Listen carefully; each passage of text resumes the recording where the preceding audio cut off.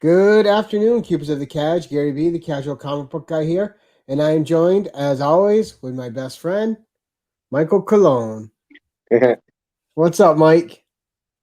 I know got you me. gotta get used to it, right? I'm getting used to doing the Oh, opposite hand yeah. now. I was doing that trying to figure it out. But we are here today to discuss episode 5 of the Falcon and Winter Soldier. It's been a busy week. For me, I don't know about you, but it's been pretty much straight out. Oh, it's a very busy week for me. All right, so we'll get right into this. People can catch it on the rewind as well. But so episode 5, and it opens up. You got John Walker's running away from what happened in the previous episode. He's mentally breaking down again, which seems to be a good theme with John Walker. He's not mentally strong, and then he's in that warehouse. He's negotiating with himself that he did the right thing that had to be done. Everything Nerd Reviews, how you doing? And in walks Bucky and Sam to take the shield. Sam's doing a good job of talking him down until he says the shield. For some reason, John Walker's super attached to that thing. And big fight. And just a spectacular choreography. The three-way fight was amazing. And you saw how much that shield added to that fight. Because if he didn't have that shield, that fight would have been over quicker. But he was able to block all of Bucky's blows with it, a lot of Sam's blows, and use it as a weapon at the same time. And although he's a great trained soldier, I think a couple of those shots from Bucky that weren't blocked by the shield would have put him down. I don't know. What'd you think of that whole sequence? Oh, that whole sequence was great. Watching how the Falcon and Bucky coordinate together to take him down. It was a very good fight. I love the arm break. I know Oh, I got once they snapped his arm. I loved it. I loved every episode. I loved every single second of that fight. the arm break was amazing, and then the finishing move after when Bucky swung him, and then the Falcon hit him in the back with the shield and put him out. Yeah, It was just great. And the moment when he tore Sam's wings off him, and he but basically made him obsolete. well, it's setting up. I believe it's setting up for something, and we'll keep talking about it as we go through this episode. But I think more and more they were separating Sam from the government issued wings. Yeah, Because throughout this whole episode, there's a theme of Sam learning that the government he's really been fighting for hasn't been this best entity and governing body throughout its history. How you doing, Elevator? But and that to me that was a Ruby G. How you doing, sir? And to me that was a key moment. I mean, he tore the wings off him. Like you said, that whole opening fight scene was amazing. But the big thing I took out of this one opening scene is one. This episode did two things for me. It was setting up and building the closer relationship between Bucky and Sam, and everything that happened to Sam in this episode was distancing him from the government. Coffee Breath, welcome back. Thanks for being at the show earlier. And it was really great. Yes, and exactly what Elevator's saying. So Torres gets those wings, and we'll get to that because he becomes a Falcon in the comics. But then after the fight, you see Sam picking up the shield, and you can see the trauma on Sam's face with the blood on the shield. He's trying to clean it. He's trying to preserve the memory of what that shield means to him. yeah. What Steve Rogers made that shield to symbolize, and you can just see he's struggling with it.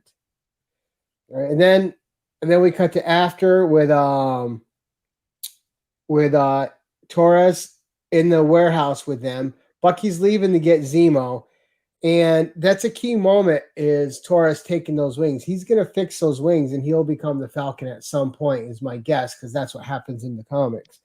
But you can see Sam's kind of done with those. And I think, and I don't know, how did you think that scene played out for you with Sam and Torres and Bucky leaving to go get Zemo? Well, they're hitting very well likely that he's going to become the next Falcon because he left the wings with them, and he seemed very intrigued about fixing them. And they'd set up in episode 1 that he's got the technological intelligence to do that when he was Yeah, going to work on the Falcon's little Red Wing. So then we got which just to me further set up Sam's breakaway from the government. And then you switch over to John's trial, and he's being the senator stripping him of his Captain America rank, stripping him of his military rank, taking away his benefits, just whatever they could take away from him and still not lock him up is what they're doing. They're basically becoming the most common citizen he can be without any ties to his military career anymore at all. And you can see John breaking down in the trial, and I thought he was gonna just pulverize that pommel he was on. Let's see the comment here. That was honestly one of the most beautiful scenes to me when Bucky dropped the shield by Sam and the light is shining. And just exactly. And there was just so much of that great iconic imagery in this. Just really good stuff. But the trial I thought was great because you saw he's like, I am what you made me. I do this because of how you made me. Did you sympathize with him in that scene, or were you just like, this guy's off his rocker? actually, I love his version of Captain America. I love the ruthlessness and everything. So you know me, I'm anything dark like that. I'm in for. I love that he killed that guy at the end of the episode, and he was exactly right. The government made him into a killer, and then now they're basically blacklisting him because they made him into what they wanted him to be, and because he did it in front of like innocent people's eyes, they have to cut ties quickly. And save face, which is, and Yeah, you saw a lot of setup in this episode about how corrupt the government is. It was a driving force throughout the whole story about the corrupt government and just how they're screwing everyone over that they give some power to throughout pretty his. much.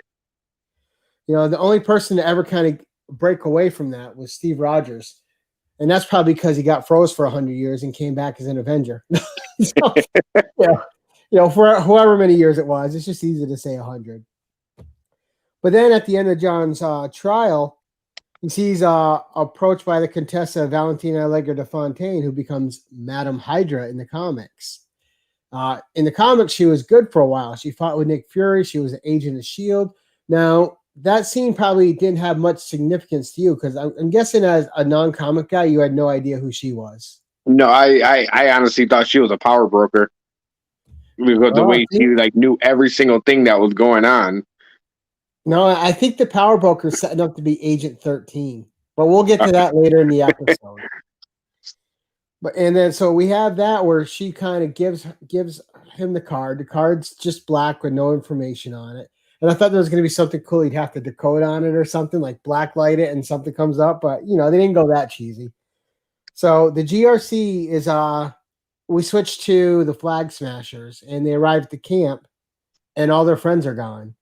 The GRC shut down the camp, moved everybody out, and you just see Carly like, what do we have to do just to be citizens of this damn planet? And they're just not getting cut a break anywhere. And it's furthering the fractured nature of her mind. She's got a noble cause. She's going to go about getting what she wants the wrong way, but you can't disagree with her fight.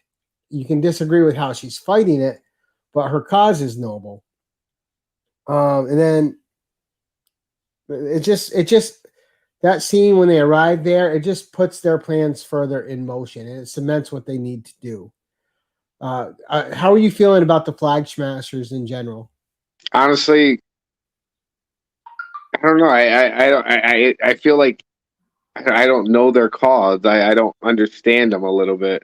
So they're one world, one people, everybody united as one, but they're feeling displaced. Like the world is, ever since everyone came back from the blip, they're being pushed in camps. They're not getting what they're promised. They're not getting the medical supplies. They're not getting the food. They're being displaced as a people. And they're just fighting for their rightful place in the world.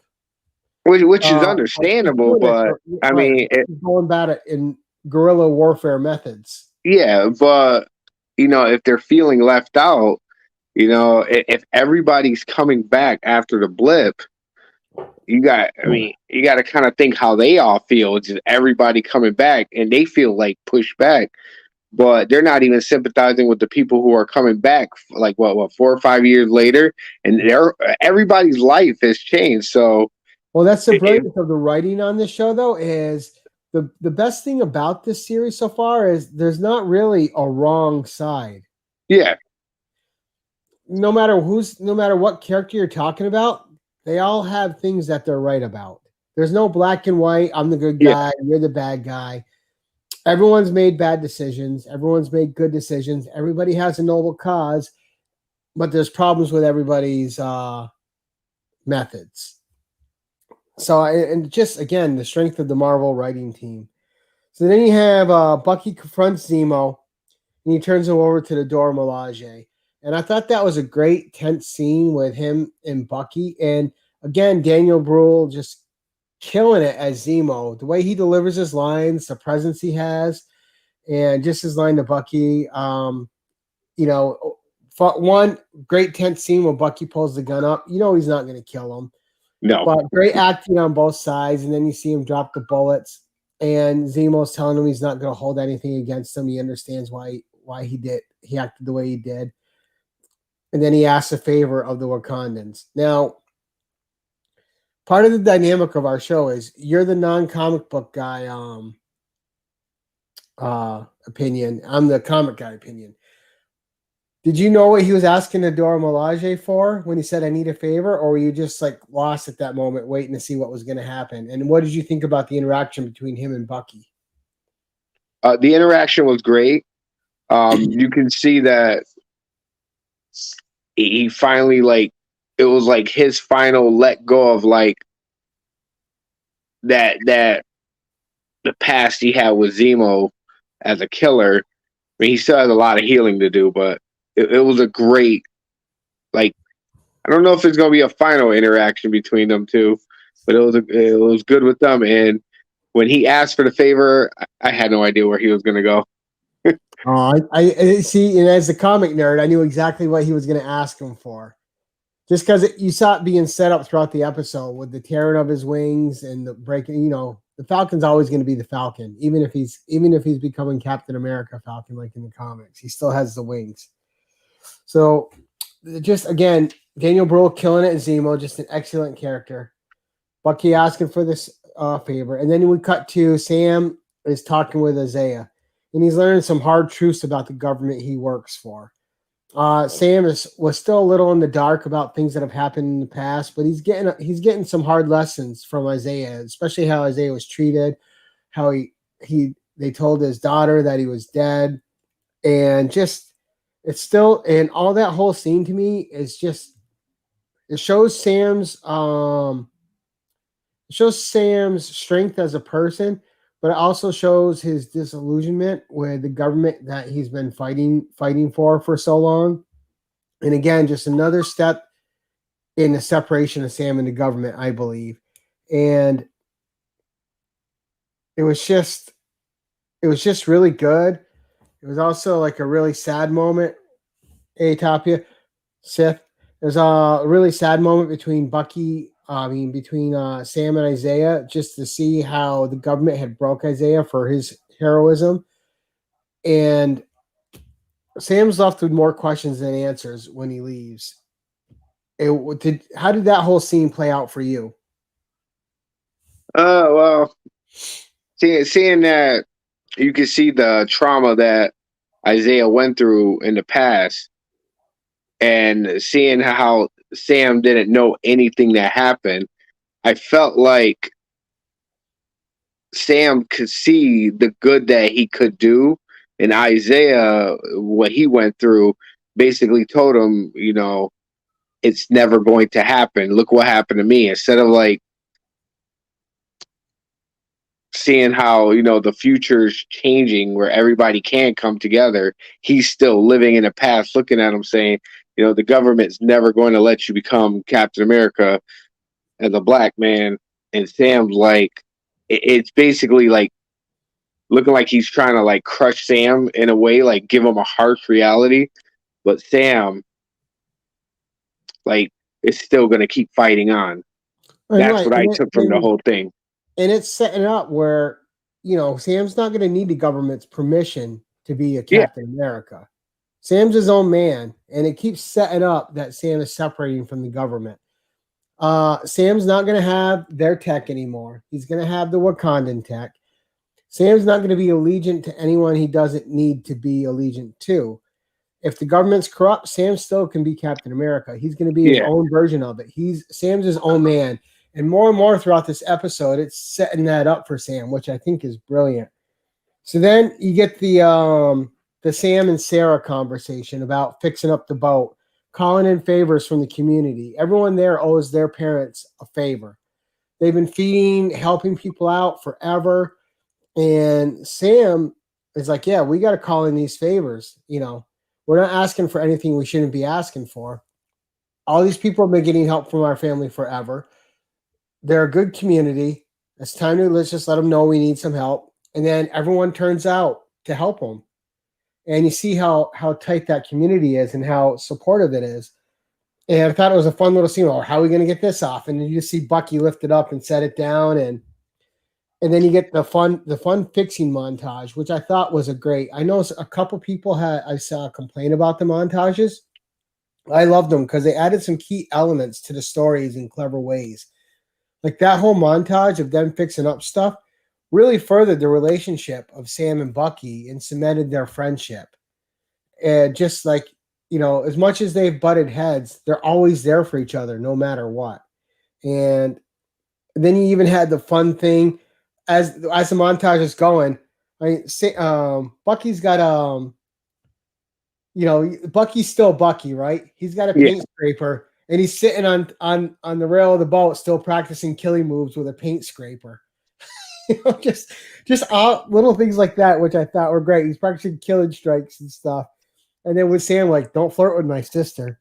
When he's like, "What's your name, Sarah?" He was flirting hard too. He was, but I thought that was really good. Did you like the montage and the Sam and Bucky relationship in that scene?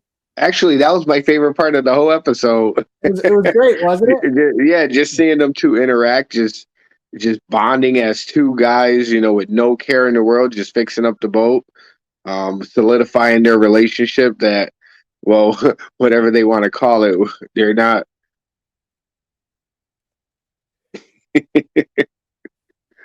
Oh man. Right. Yeah, it was a great. I liked it. There was one part though during that montage when his nephews were playing with the shield. It basically like watching them two kids play with when they were acting out like playing as Captain America. Basically, to me, show that it doesn't matter, race or anything. Those kids see that shield as a symbol, and they were proud to play with it. So seeing that, when it's wielded by their Uncle Sam. yeah. So it doesn't matter about what the government's going to do. Those kids saw that shield and they were happy to play with it. Right, and then earlier in the episode too, we learned that the government doesn't own that shield. Yeah, they don't. In fact, it was owned by Stark. It wasn't owned by the government. That is true. And so then we cut to the scene after this, after all that greatness there of John Walker lying to Lamar's family, saying, "Yeah, this guy killed your son," when we all know it was Carly that killed him and not that guy. Yeah. Now it's a whole nother discussion if that guy deserved to die or not. But you see that John's still lying. He's still trying to make excuses to himself for his actions. Yeah. And his parents, Lamar's parents, deserved the truth. They didn't get the truth. So, they deserve the truth, but honestly though, he gave them just a story to help comfort them. And honestly, sometimes it's better than the truth. A little lie is better than the truth. But to me, the truth is that he got Lamar killed. He was because he just wasn't listening. He wouldn't take direction from anyone. He had to try to run. And Lamar was his conscience. Lamar always had the best advice to John, and John still kept running in. If John didn't push when he didn't need to push, Lamar wouldn't be dead. But Lamar also jumped in to take that blow. Well, I he did mean, because he knew the risk. Lamar's a soldier and he's loyal and he's going to help Yeah, his friend out. yeah. But you got to remember that they were basically friends to the end, and he took that risk. He at any time he could have stopped supporting him, but you know whether you believe that John got him killed, that's up for debate. People It put their is. lives at risk for their best friends like that. And And it sucks, but you don't want the truth out there, for his family, knowing that his killer is still out there around. But that's a story for another day. Whether you, all right. And that's a good philosophical debate for any day too, right? yeah, that's all philosophical. Like, do you want to know the truth, or do you just want to have comfort that his killer's dead? Or, So then the next scene we cut to Sharon, Agent 13, and she's talking to Batrock on the phone. And you're really getting the power broker vibes from her now that she's the power broker. She's got so much power. She's got all these connections. She's springing Batrock from prison. And it doesn't leave it open if she knows he's going to try to kill the Falcon or not. But the fact that she's springing him and she's actually helping supply the flag smashers with what they need. There's a lot more going on with Sharon Carter than we thought a couple episodes ago. yeah, And she's it's really setting one her of up to be the power broker. yeah, she's one of those, definitely a double agent. That's the vibes I got from her. Right. And they're not going to save the power broker for the last episode. That would just make no sense. So we cut back to Sam and Bucky again. And again, this is all the scenes with Sam and Bucky in this episode were absolutely amazing. The way they built the friendship in this episode was so incredible. And you see Sam's practicing with the shield with Bucky. And you see Bucky apologized to Sam when he goes, we couldn't have known how it would feel in your shoes. How could we? I apologize. And for Bucky, it was never about Sam being black or any kind of race thing. It was about his worth and tied to the shield and the symbolism of it. Yeah. He was so caught up in his own trauma, he couldn't see what Sam was going through and what it meant to Sam. So I thought it was really great that Bucky apologized to him. Even better that, Sam just accepts the apology, and it still shows the strengthening bond between these two guys, who saved each other's lives how many times now? And then Sam, in another great moment, Sam counsels Bucky because he was a trauma counselor. And, start with one is what he tells Bucky.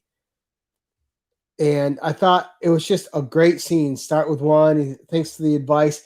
And then when they're walking away and they're kind of busting each other's balls, or he's like, like partner, not partners. Yeah. Two guys that knew a guy. Yeah. But that guy's not around anymore. Yeah. So two guys. Yeah. I'm good with that. Just the way friends do, where they joke around with each other. What did he say? Happy, man. This is full spoilers always, buddy. I got it right in the title, sir. Toppy is awesome. But I thought, again, more building on the friendship. And what did you think of that scene between Bucky and Sam? Like, I love the interactions between them too. You can just see the friendship growing between them two, and they're finally like starting to understand one another. With Bucky like finally accepting what Sam's reason is, and finally like giving Sam that apology for Sam can like accept.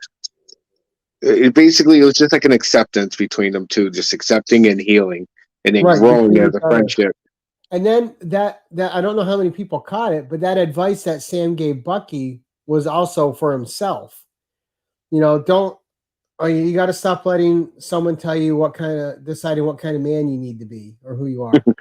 And that also worked for Sam, Yeah, I 'Cause- said that there when he said that. I was like, yeah, like you becoming Captain America. I said it right to exactly, the because TV. he's not gonna be what Isaiah tells him to be, and he's not gonna be what the government tells him to be. He's gonna be who he believes he should be. And they're both coming into their own really well in this series and becoming stronger versions of themselves. And I thought it was just fantastic. Then you get the Sam and Sarah not selling the boat. They're having that good heart to heart talk. And you got her picking on him. I didn't know you were so sensitive. And then it goes from there to the Sam training montage, which I thought was great. Because I would have hated to see Sam gets the shield and all of a sudden he's an expert with it. So I thought, You know, the training montage was awesome. Otherwise, they could just give it to you and me, and we could go out there and kick ass yeah, with it, right? when him and Bucky were talking and Bucky was throwing the shield, at first I thought it was Sam throwing the shield, and I was like, see what's with everybody throwing this shield? Like they're perfect at it. And then I was like, oh, that's Bucky throwing the shield. And then Right. it And showed Sam it. was catching a few of them, but then when you saw him traded by himself, he was ducking it, missing it. I did want Yeah, to see him get knocked out by it by accident once and then get back up and just shake it off. But yeah. I love that It, scene. I didn't want them to pull another John Walker where he's perfect with the shield just out of nowhere. But well, John Walker wasn't because they showed him back in training, like he had been training a Yeah, while. And so they did good. They did good with that. They showed that both of them had to learn the shield. But man, the shield, when you read the comics, you think it's just silly, right? It's a shield. What's it? But then when you see it used like it is in the MCU, hey Shop, hey Thorson, it was just fantastic. That whole training scene was great. The montage was awesome. And then you cut to Carly and the Flag Smashers, and they're making their move. The GRC votes attacked. I don't know how they got all the red lights in there, but everything goes red, which hey, I always think is funny. But Sam, and it's just starting to set up the next episode, right? Because you already know this episode's getting long in the tooth. And you see Sam open the case, and when you see open the case, I turn to Santina. I'm like Santina, those bastards are going to cut to black. They're not going to show me Sam's suit up. And of course, it goes to black. I'm like, son of a bitch. And it fades to black, and you don't get to see Sam put on the new outfit. Of course, they're going to save that for the next episode. And the scene before that, you had saw Batroc dealing with the Flag Smashers too. So there's going to be a lot of things for them to deal with in the next episode. But go ahead. I want to know if Sam is gonna take Zemo's advice and actually take her out instead of just trying to keep reasoning with her. No, Sam's whole thing is finding another way. I don't think Yeah, Sam will break. If Sam killed someone, that would break character for Sam. Sam's not a killer. Sam, Bucky is though. Sam is like Steve was, man. He's pure. He's pure of heart, and I don't think Sam's a killer. If Sam ever killed someone, it would be completely by accident, I believe, and nothing. No matter who they are, I don't think he would kill someone intentionally, unless they were directly threatening his family, and it was his only way to. Yeah, Only way to she did protect. make that threat earlier in the episode. Right, That was that. but even then, he didn't threaten to kill her. Yeah, And then we get to the mid-credit scene, and you see John Walker making another shield. And I think that's completely foreshadowing U.S. Agent in the next episode. And there's going to be the Power Broker, Batroc, the Flag Smashers, John Walker, and then Sam and Bucky. There's going to be so much fighting going on in this next episode. I wonder how long they're going to have to make it, or if they can actually make it concise and then like another 45-minute episode. I wouldn't be surprised if this last one's over an hour, clocks in at an hour or a little more. yeah, they're gonna have to get straight to the point. No montages. Right? So overall, after watching this episode, which a lot of people thought was a weaker episode, and I thought was one of the stronger episodes of the whole season, all the relationship building. What would you give this as a grade 1 through 5? 5 being the highest. All right. Well, before I answer that, I wasn't on the episode last week, so I want to give my review for last week's episode. Yes, I give go last ahead. week's episode a 5 because I loved last week's episode. I couldn't really get on to talk with you last week. This episode, I give a 4.5. It was just as good, but it did have just a couple like weak points for me. Just like little slow point, but not really anything that deters from the episode. So I give it a 4.5. Nice. I'm gonna go with a 4.5 as well. And mostly because not even because of that incredible fight scene at the beginning, mostly because of the character development of Sam and Bucky. Yeah, Where they start in the episode and where they end in the episode is amazing. They both become they're still themselves, but they've matured in a way that they haven't been able to yet. yeah, And they both learn lessons from other people and themselves, but they both taken those and applied them to themselves in the best way possible. yeah, And that was just the strength of this series is Sam and Bucky together. yeah. I want to see more John Walker though. I Yeah. hope they make a separate thing with him. Kurt Russell, son Wyatt Russell, he is killing it in that role. He has Yeah, been he's fantastic. playing that role great. He's playing it well. He's showing the breakdown good, and I know that guy knows how to bring intensity. Just like Yeah, I said, when you watched him in Overlord, he was intense in Overlord, and yeah, he definitely brings the he's pretty good. intensity. Yeah, And I'm with you. I wouldn't mind seeing a U.S. Agent series at some point with him in it. But it's gonna have I to think go we're pretty going to dark. see him. Right. I think we're going to see him on the big screen, Yeah, especially now that he's been contacted by Madam Hydra. yeah. She was she just seemed to know everything that's going on. Yeah, I agree, Sith. He is a good edge, and what I really liked, Sith, is that Marvel wasn't afraid to take him there. Yeah, I Everyone agree. wants to Wyatt take is him. what the MCU needed. Yep, I Yeah. agree with that. And Wyatt's an actor with presence too, so he comes on and he commands the scene when he's in it.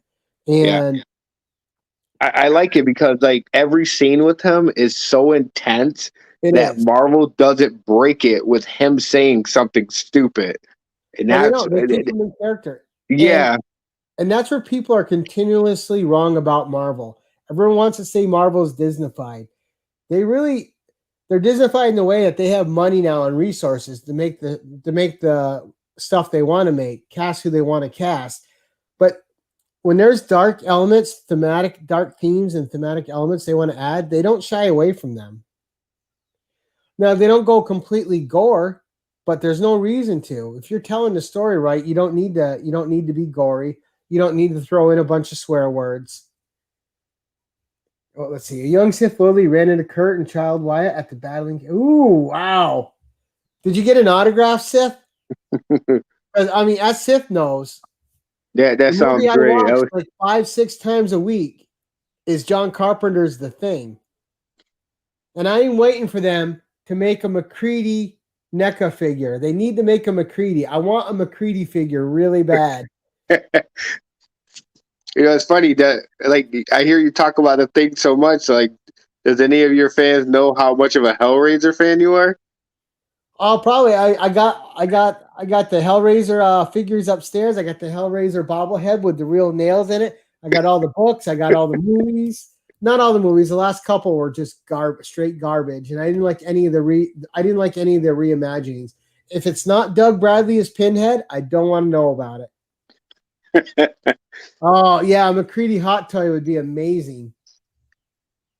But again, just another just solid episode. And this series, I think, has gotten better every single episode. It's just been great. And I'm looking forward to next week.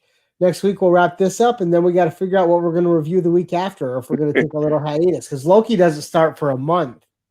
So we're going to have to find something to review. Yeah, we'll come up with a plan. That's right. Maybe we'll watch a movie and review that, and do a couple movie reviews beforehand. I think the Snyder Cut thing is dead in the water now. It's already been talked about too much. Yeah, everybody's talked about that like way too much. Yeah, I loved it. I thought it was great, but I can't talk about that anymore. Yeah, oh my god, I don't even know like what I'll talk about. We'll figure something out. But anyway, everyone, thank you guys for joining us. I want to thank everyone. We had a great turnout this morning for the Conan conversation with Thorson and I. We had about 14 people in there, and it's Sunday afternoon. So anytime anyone joins us on a Sunday when they're with their family, we want to thank them. These episodes always perform real well in the rewatches, and I love reading everybody's comments. Marvel Assembled series. Maybe that we could. It was tons of fun, but I hope you guys liked our take on it. If you do, let us know in the regular comments what you guys thought of our review. And if there's something you'd like to see Mike and I talk and review about on a Sunday, drop a comment about a movie you'd like us to talk about. We are open. Just make sure it's Marvel or DC or superhero related in some way. Or Starship Troopers. Or, yeah. Oh, exactly, Chip. But thank you guys for joining us. Mike, thanks again for doing another episode with me, bud. It's always a pleasure. No problem. Sorry I missed last week. Oh, that's okay, man. Your wife had surgery. There's things more important than us talking about a TV show. And that's it for now, guys. Until next time, keep it casual.